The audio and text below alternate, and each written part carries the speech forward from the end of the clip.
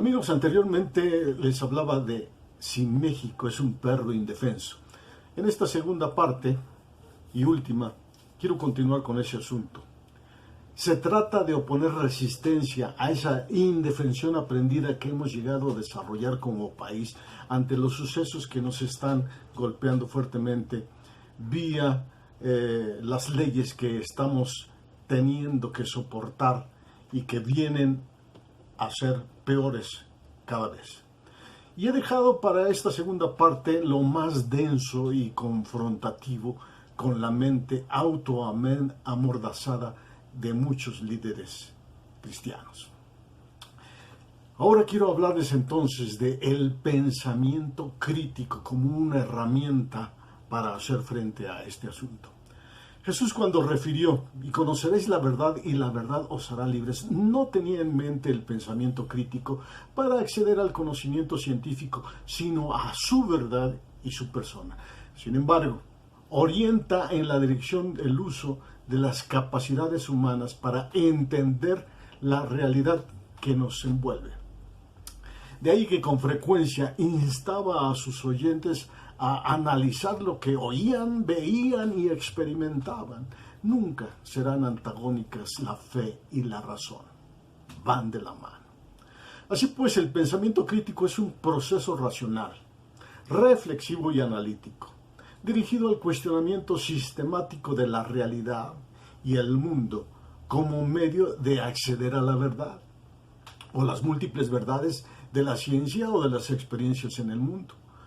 Y opera a través del detenido examen, evaluación y análisis de un tema, asunto o materia, para, luego de considerar y contrastar el resultado de las observaciones, aplicar bajo criterios lógicos una serie de razonamientos y llegar a una conclusión válida, a una postura objetiva y razonable. Es principalmente racional, no fortuito ni casual, y dispone de la razón como principal herramienta efectiva para su propósito, que es identificar aquello que es éticamente justo, correcto y verdadero. Y para ello, además, requiere de otras herramientas como el conocimiento, la observación, la información, la experiencia. Aunque todo lo mencionado pudiese espantarnos, pues tantos requerimientos parecieran los postulados de una investigación científica o de laboratorio. Pero esto nos muestra qué tan difícil es analizar el mundo con un pensamiento crítico sin ser investigadores académicos. Pero el pensamiento crítico debe ser articulado de manera inteligente para desarrollar buenas o mejores conclusiones. Con claridad de pensamiento, enfoque en lo relevante y capacidad de realizar o formular preguntas pertinentes para llegar con mayores posibilidades a la verdad que nos rodea.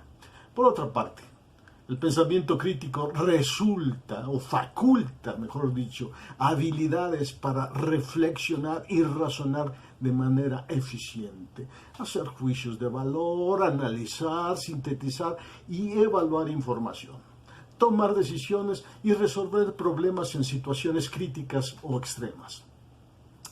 En el fin último de evaluar para la toma de decisiones inteligentes, a fin de transformar nuestro particular mundo y en el que vivimos.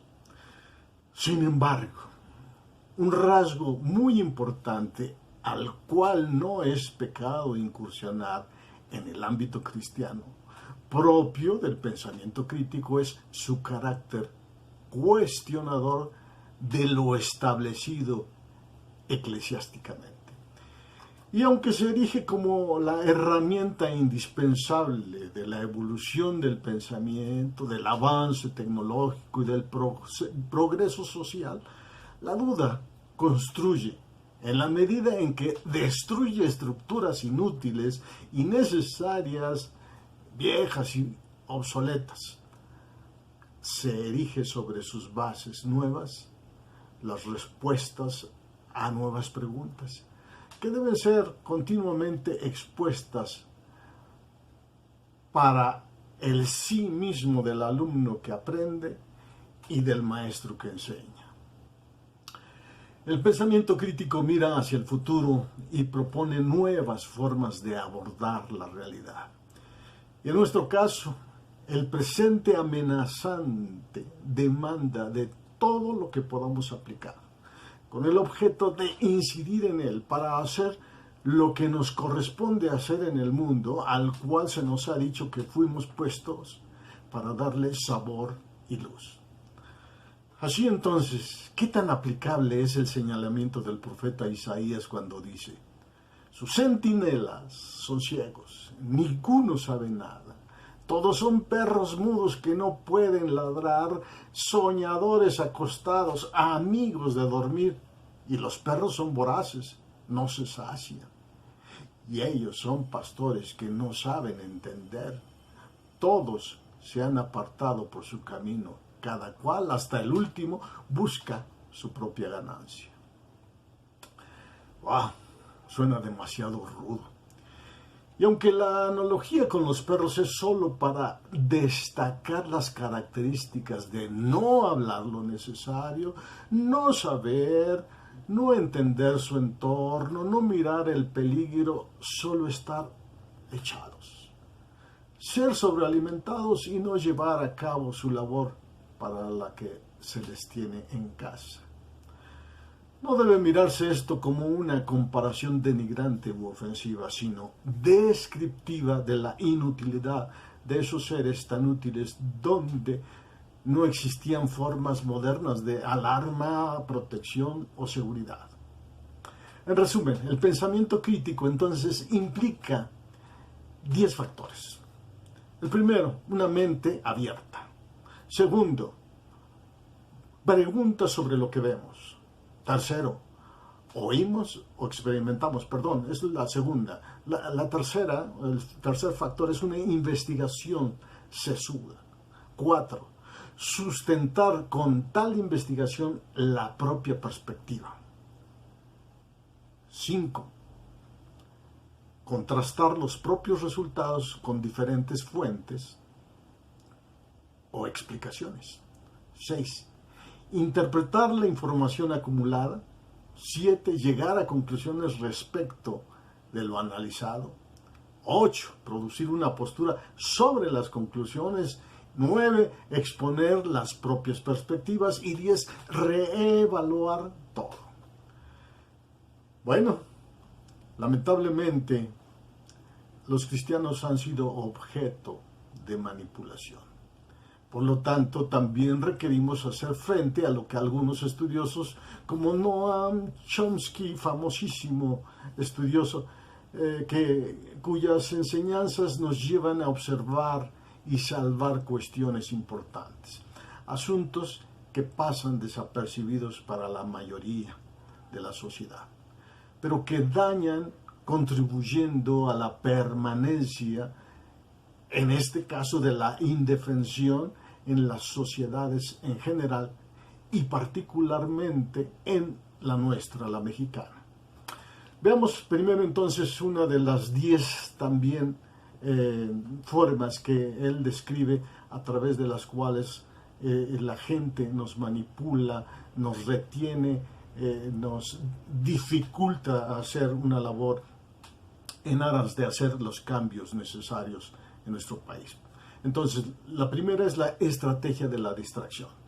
El elemento primordial del control social es la estrategia de distraernos, desviar la atención de nosotros de los problemas importantes y de los cambios decisivos y que han sido también decididos ya por las élites políticas y económicas, mediante la técnica de mucha información, inundación de continuas distracciones e incluso de informaciones insignificantes o hasta disfrutes con eventos.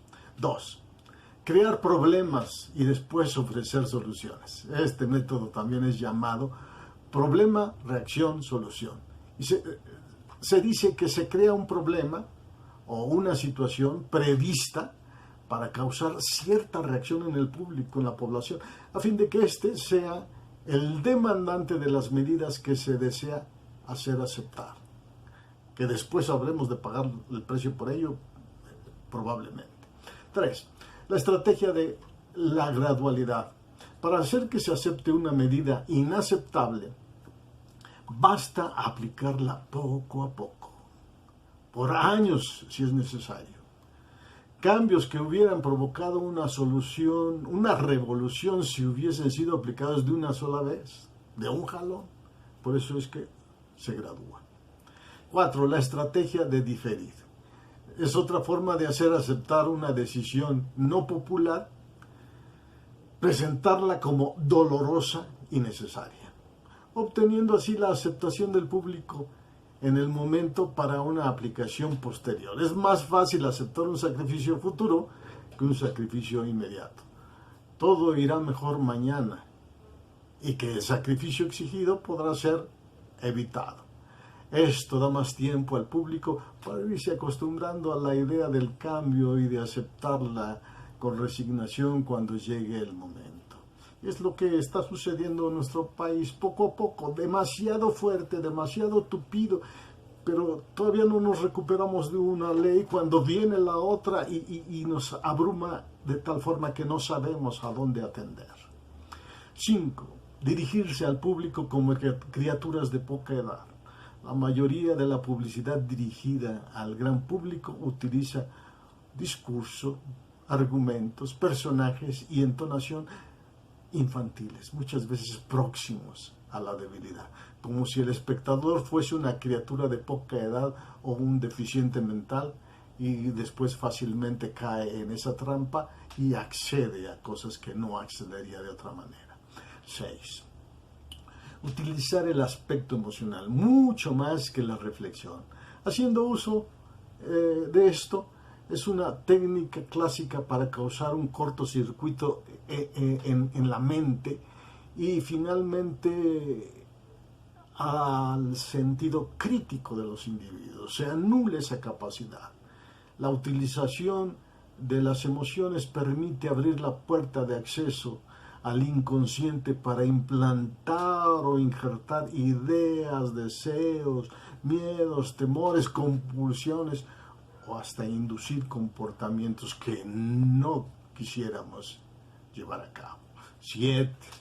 Mantener al público en la ignorancia y la mediocridad, hacer que sea incapaz de comprender la tecnología, los métodos utilizados para su control y su esclavitud, que los desconozca todo ello.